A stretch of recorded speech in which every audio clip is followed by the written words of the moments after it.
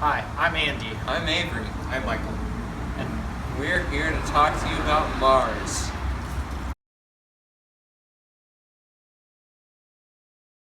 I will now speak on the subject of Mars's geology. Mars has a top layer of oxidized iron dust and volcanic basalt rocks. The soil below holds sodium, potassium, chloride, and magnesium. The crust is 30 miles thick. It is also all one piece. There is no tectonic activity on Mars. There are no fault lines, subduction zones, or long chains of mountains like there are on Earth. Since the crust doesn't shift, molten rock flows to the surface at the same spots, creating the massive volcanoes that dot the planet's surface. Thus, the recycling of surface material is extremely slow, and some surface material dates back 4 billion years. Evidence suggests that the mantle below the crust is dormant with no volcanic eruptions in millions of years. The mantle is made up of silicon, oxygen, iron, and magnesium, and has the consistency of a soft rocky paste. It is about 900 to 1200 miles thick. The central core of Mars is made up of iron, nickel, and sulfur, and is about 1800 to 2400 miles in diameter. The core doesn't move, and as a result, Mars has no magnetic field. Now, I will speak on the subject of Mars's atmosphere. The absence of a magnetic field allows radiation to reach the surface in large amounts, contributing to the planet's inhospitable nature. The average surface temperature of Mars is about minus 60 degrees Celsius or 80 degrees Fahrenheit. At the poles, the temperature can drop all the way to minus 125 degrees Celsius or 195 degrees Fahrenheit, and at the equator it can get all the way up to 20 degrees Celsius or 70 degrees Fahrenheit. The surface of Mars is asymmetrical, with the southern hemisphere pockmarked with craters and resembling the lunar highlands. The northern hemisphere is sparsely cratered but has many extremely large volcanoes. The surface of Mars looks as though a ginormous cosmic weasel came and madly scratched the surface, creating different elevations and random canyons and ridges. Some resemble dry riverbeds, channels, and tributary systems. The origin of such channels is unknown, but it is possible that they were formed by running water. In 2015, NASA's Mars Reconnaissance Rover, or MRO, discovered hydrated minerals on slopes where dark streaks are present. The streaks creep downslope during warmer seasons and recede and fade during colder seasons. The discovery of hydrated salts on these slopes means water plays a big role in forming the streaks, and it is seen as proof of contemporary flowing water. Ice water is also present on Mars in a region about halfway between the equator and North Pole beneath the surface, and accumulating on the surface at the poles. And now, a special on Martian weather. The atmosphere of Mars is too thin to support life as we know it, about 1/100th the pressure of Earth, and is about 95% CO2. Dust devils and massive dust storms are common on Mars, and sometimes it even snows, but the flakes are made of CO2 and are microscopic. Every year, a dust storm occurs in the southern hemisphere and obscures much of the planet's surface in that area. There is much evidence of wind activity in addition to the dust storms, including dunes and deposits of wind-blown debris, and much of the erosion on Mars is due to wind activity.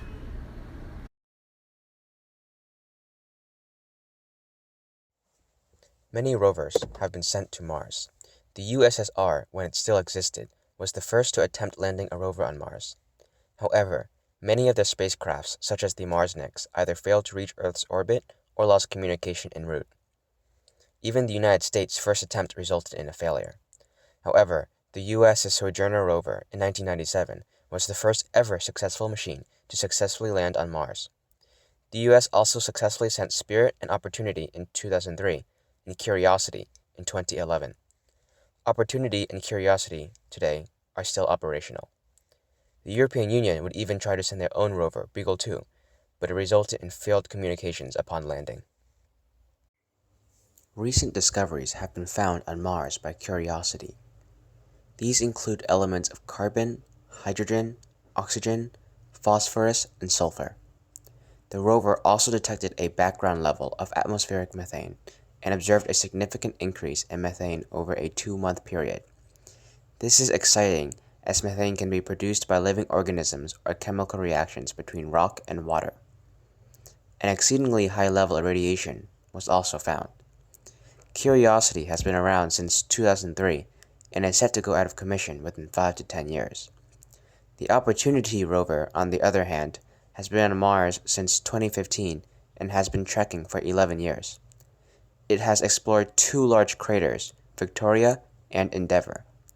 The rover has, along the way, found multiple signs of water, while also surviving a sand trap and a dust storm.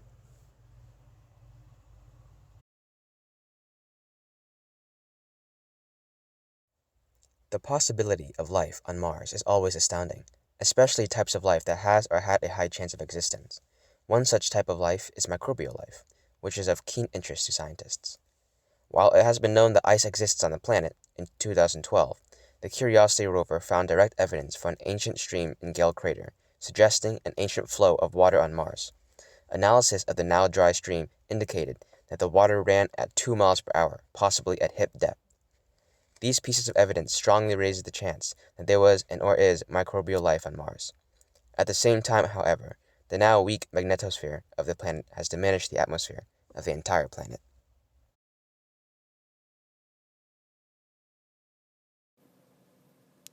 Phobos and Deimos are the 2 Martian moons. They are named after the Greek gods of fear and dread who would accompany their father Ares, the god of war, similarly to how Phobos and Deimos accompany Mars, which is the Roman name for Ares. Before being discovered, there was a lot of speculation that Mars had moons, with the logic being that if Earth had 1 moon, and if Jupiter had 4 moons, then Mars must have 2 moons. They were finally discovered by Alsoph Hall on August 12th and 18th, 1877, at the U.S. Naval Observatory in Washington, D.C. Phobos is the larger of the 2 moons with a diameter of 22.6 kilometers, a semi-major axis of 9,377 kilometers, and an orbital period of 7.66 hours. Deimos is the smaller of the 2, with a diameter of 12.6 kilometers, a semi-major axis of 23,460 kilometers, and an orbital period of 30.35 hours. Although nobody is certain of how these moons formed, there are 2 popular hypotheses. The first theory is that Phobos and Deimos are both asteroids captured from the main belt in our solar system due to their similarities with C-type asteroids. Another hypothesis is that Mars once had many objects similar to its current moons due to a collision with a planetesimal, similar to the theory of how Earth's moon came to be.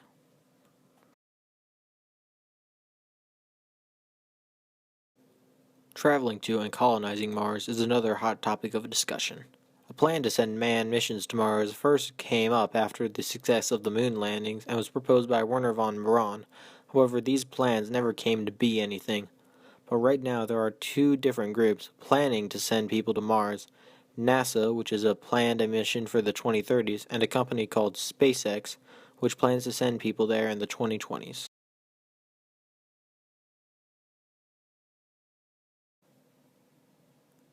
But of course, there are many hurdles that need to be overcome to travel across our solar system to our neighboring planet. The first of which is the extraordinary cost associated with launching a rocket, mainly due to the fact that traditionally many rockets were meant to be used only once, after which they would either burn up in the atmosphere or fall into the ocean. However, SpaceX has begun to resolve this problem through their work to produce a rocket which they hope can be used for hundreds of flights.